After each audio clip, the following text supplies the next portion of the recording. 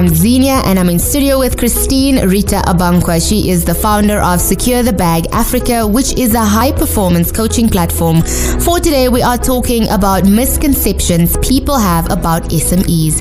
What is true and what really isn't? Christine, can you touch on some of the misconceptions people have about SMEs? Oh my, there's so many, Xenia. Where do we even start? Okay, let's run through a few. One misconception people have is that entrepreneurship is a quick and guaranteed way to riches.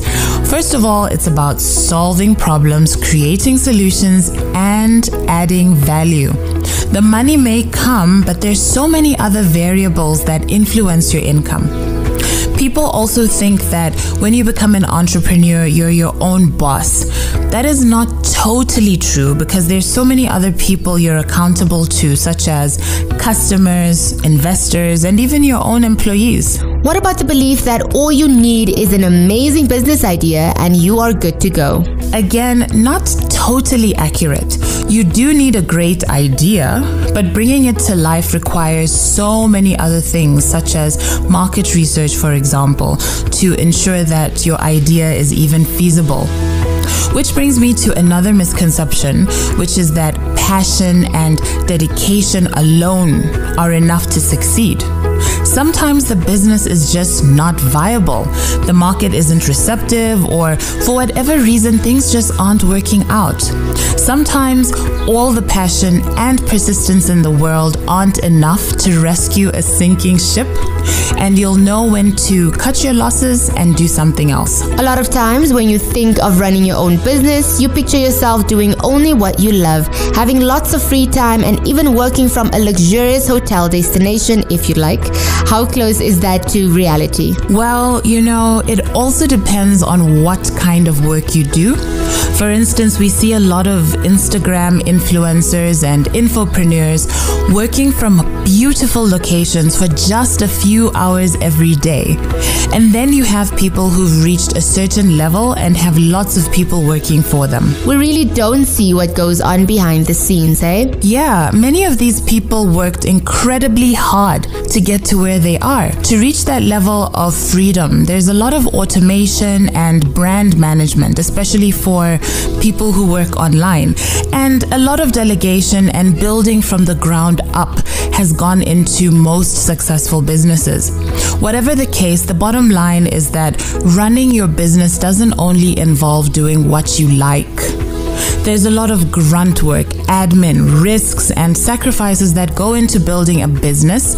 And at least in the beginning, you'll likely be doing a lot of it yourself to cut costs. It actually makes me think of Wiz Khalifa's Work Hard, Play Hard, and Gwen Stefani's Luxurious. You know when she says, working so hard every night and day and now we get the payback. Trying so hard, saving up the paper, and now we get to lay back. The Power Hour, a show for aspiring and operating entrepreneurs. We speak to young business leaders, look at the African economy and the opportunities it offers. The Power Hour, your entrepreneurship hub, Mondays to Fridays between 5 and 6 p.m. exclusive to Energy 100, the power station. Proudly brought to you by Lexner Insurance. Lexner Insurance, fighting for your rights. This is the SME Hub on the Power Hour. Now, Christine, we are talking about the misconceptions that people have when it comes to SMEs. Do you think that entrepreneurship gets the respect that it deserves, particularly in the African context? Because of the high rates of unemployment we see on the continent, and entrepreneurship being one of the solutions to unemployment, and now I'm speaking from my own personal experience, right? I find there's a tendency for people to think that you started a business because you couldn't get a job and you're struggling. And sometimes SMEs aren't taken seriously. And of course, there is the social pressure and status associated with having a good job and a reliable stream of income. Exactly. I think we need to appreciate the unique skill set and characteristics required to survive as an entrepreneur, depending solely on their business. The resilience, character, and bravery. We need to see entrepreneurship for its empire-building possibilities rather than just as a way to survive. On the other hand, you find people who think you're swimming in pools of cash since you work for yourself and you control all the income. Before I let you go for this afternoon, Christine, please do tell us more about what you do and how people can get in touch with you. Thanks, Xenia. As a purpose catalyst, vision implementer, and startup strategist, I work with individuals and companies from all over Africa to help them create or enhance their businesses and careers based on their unique visions. I also run a series of online programs, and I teach people how to find and develop their own coaching niches so that they can empower others too.